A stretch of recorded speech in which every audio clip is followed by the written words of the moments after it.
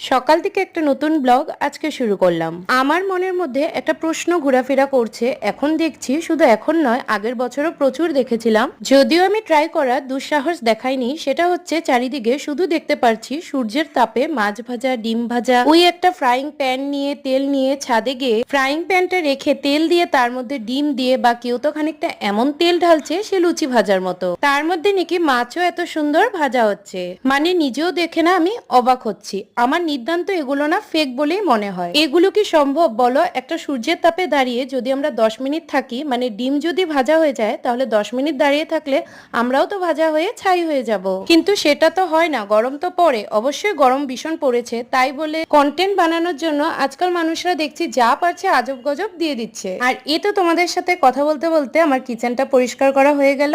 আজ তাহলে আসি, দেখা হচ্ছে পরবর্তী নতুন একটি ব্লগের সাথে। সবাই ভালো থেকো, সুস্থ থেকো, টাটা।